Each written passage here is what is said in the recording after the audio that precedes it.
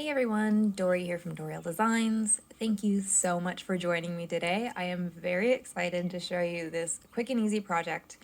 We are getting very close to Father's Day here, and I made this in a little under 2 hours, but I do crochet kind of quickly, so maybe start this a little earlier than 2 hours before Father's Day.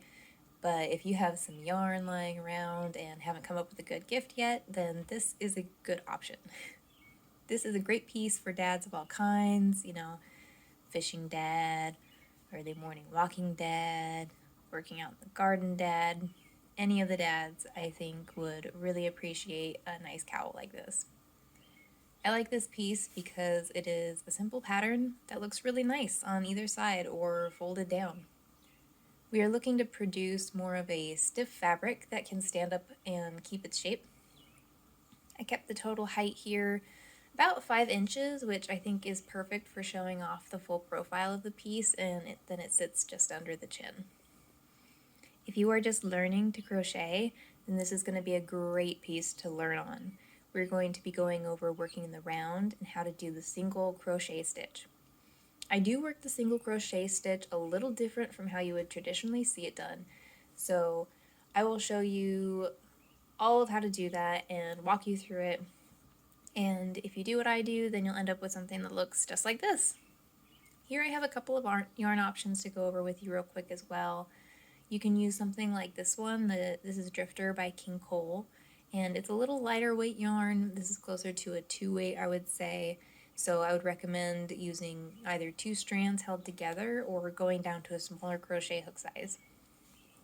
This other one here is Charisma, and this is a little bit of a thicker 5-weight yarn. I wouldn't go any bigger than this if you were just starting out, and I would probably recommend like a 6.5 millimeter crochet hook if you're using a yarn this thick. And if you're going to use a variegated yarn like this, then you want to pick something with close color changes. Something like Shawl on a Ball won't work as well because you'll never make it out of the first color. Here's an example of a cowl that I made with the Cowl, and this one I did end up using 2 strands held together to get this look and the texture that I was looking for. I also have this unnamed yarn here. This is also 5-weight.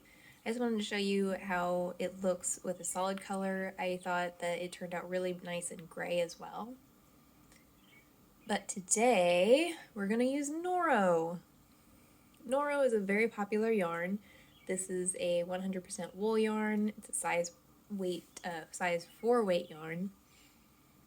It has plenty of color changes, so we should get a couple of nice changes in this piece.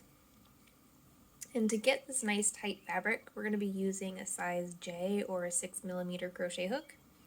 And we're going to start this project the same way we'll start many other projects, with a slip knot. So you'll want to fold the yarn back over itself to form a loop.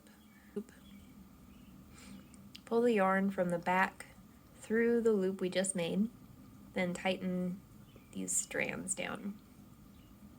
We want to pull the loop until it's snug on the hook, but try to avoid excessively loose or tight loops here. And then we're just going to chain. To do this, we simply yarn over and pull the hook through. Yarn over, pull through. Yarn over, pull through. This is a very simple movement that will be great for beginners to practice. If you can keep your loops close to the size of the diameter of your crochet hook, then you will get nice even stitches. So a lot of projects start this way, where we are establishing the diameter of the cowl here. So we're going to go for a chain that measures about 18 inches and can stretch up to 20 or 21 inches. This will give us a nice close-fitting cowl around the neck, but the person will still be able to pull it down over their head. If you're just starting out with crocheting, you'll be spending some time getting used to holding everything. I found this position to be the most comfortable for me, and it gives me a lot of control, and I'm making minimal movements here. I like to weave the yarn between my fingers on my left hand to keep the yarn controlled and taut, but not tight. You might notice you are holding everything really, really tightly in the beginning, and this isn't necessary. You can get away with holding the hook with just 2 fingers. You just need a very, very light grip, but that does take a lot of time. So make sure you're taking breaks and doing hand stretches if you're feeling too tense. And if your project is getting really, really super tight, just try and focus on loosening up a little bit. This is starting to look good. It has a nice stretch. I'm going to go by eye here, but now would be a good time to grab measuring tape and just do a double check that you have enough here. The number of stitches doesn't matter since you might be using a different yarn or hook size, and even your own personal tension, how tightly you're holding the yarn can really affect the project. So we're going by an actual size here just to make everything easier to adapt. I'm just running my thumb along the top part of the chain. You can see these V's on top. I'm just making sure not to twist the chain when I join it back around here. I have made a twisted cowl before, and that is a lot of fun, but that's not what we're doing today, so we'll just make sure the ring is flat this time. With the crochet hook in the last chain, we are going to insert our hook into the very top part of the first chain that we made. Then I'm going to take the yarn from both the ball and the end of the yarn and pull it through. This way we're working the end of the yarn in as we go, and we don't have to weave it in later. Now we're going to do a single chain up to start our first round, which is, again, a simple yarn over and pull through. And now we're going to do the single crochet stitch. We're going to go into the top of that very next chain, yarn over, pull through, yarn over again, and pull through both. Yarn over, pull through, yarn over, pull through both. This is the single crochet stitch, and we're going to repeat this all the way around. This is a good move to practice if you're just learning, because this is kind of the base of a lot of other stitches. The next project that we do will have the double crochet stitch, and you will see that it is very similar. If you look at the pop-up view with the pink yarn, you can see that I'm using a larger crochet hook and a smaller yarn. This combination creates more of a lacy fabric, and there will be bigger gaps between the stitches. If you find your project is starting to look like this, then you might consider going down a size or 2 in the crochet hook. The looser and gappier the fabric is, the more it will kind of collapse on itself, and it won't stand up as tall. If you like that look and you want to continue it, then I would just count on making the piece a little bit taller. We are reaching the end of our row, and I just want to do a quick check to make sure nothing's twisted here. And then we're going to look for the first slip stitch. It's easy to see here at the base, and I am going to push my hook into the meat of this stitch, take the yarn from both the ball and the end again, and pull both of these through for the end of our first row here. Now we're going to repeat what we did on the last row. We will start by making 1 chain up, and then we will single crochet into each of the other stitches. So this is where the variation comes in. A normal single stitch would pick up both of these strands that make up the top of the stitch, this V, but we're going to just go into the very back of the stitch. So where you see this V, we're going to pick up this one strand in the back, yarn over and pull through, yarn over, pull through both. If we work the stitch this way, then a line will start developing around the cowl for each row. And if you don't like those lines, then what you can do is just go under both of those strands in the V, and that line won't develop. So we are going to continue the single crochet stitch all the way around again, and this row will be repeated for the remainder of the cowl. One important part of the process is to pause and look at your work every once in a while and make sure you like it. Now would be a great time to kind of look at, do you like the way that the yarn is playing out? Do you like your hook size? Is the fabric tight enough for you, or is it too gappy? One thing when you're first starting out with crocheting, it's hard to avoid a very tight stitch. If you do find that those first few stitches that you made are way too tight, I would encourage you to rip it out and redo it. The second time through, it's much faster, and third and fourth and fifth time through are just that much faster, and it does kind of put a damper on things when you have to go back and redo things. But when you're first starting out, don't be afraid of doing that. This is all great practice, and this is still a quick project, so even if you have to rip out a little bit, it will still go by quickly. And for the rest of the garment, we are going to continue the single crochet stitch, and you'll just do a repeat of the single row all the way up. And when we're done, I will show you how to weave in the ends, but I will leave you here for now to listen to the birds and the rain and enjoy your crocheting.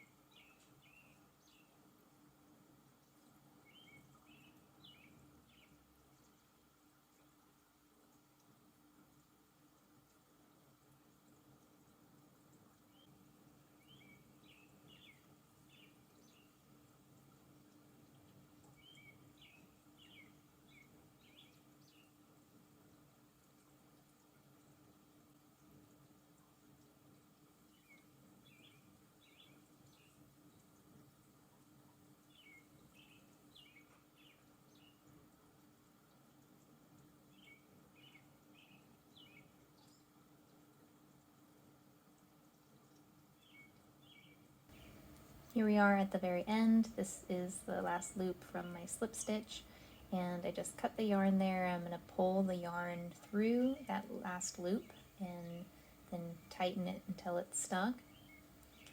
And then I'm going to go ahead and grab my yarn hook or tapestry, or yarn needle or tapestry needle. As far as I know, they are the same exact thing. Probably won't want to use a sewing needle, that'll have too small of an eyelet, so I would recommend a yarn or a tapestry needle for this process. And I'm pushing it through. My yarn is a little bit short here, so I'm trying to basically create a loop on one side that I can put the yarn through so that it creates a little tie. And whenever you're weaving in the ends, you just want to focus on keeping the fabric nice and stretchable still, even though you're kind of creating a tight little knot here. You just want to stretch the fabric out and make sure it still feels natural and there's no pulls anywhere. And then we want to just kind of work the yarn into the back of the fabric here a couple times, kind of go down one way and then back the other. If you have color work to worry about, then you'll want to follow your color work. And then I give it a little stretch at the end there just to make sure that it's still stretchy and it looks good. You can go over to the other side here and do the same thing. And since I have that kind of dark chocolate brown, I'm going to follow that line. Instead of going down, I'm going to try and go a little bit more horizontal here. And just kind of pick up these loops on the back of the fabric and go underneath them in one direction.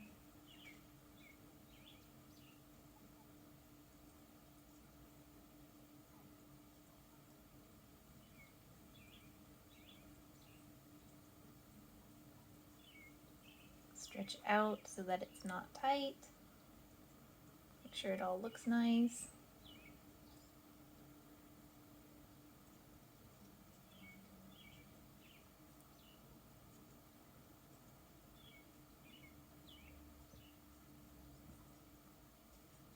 And then I'm going to go ahead and go back the other way. Actually, I'll go ahead and make a little knot here. Just going back through that little loop that I created, tighten it down, and then we'll just go through another set of loops here.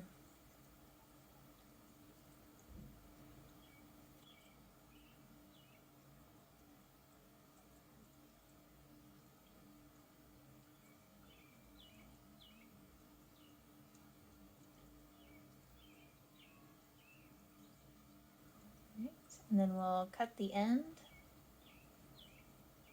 and then I just like to give it another little stretch. That looks good. And we're done.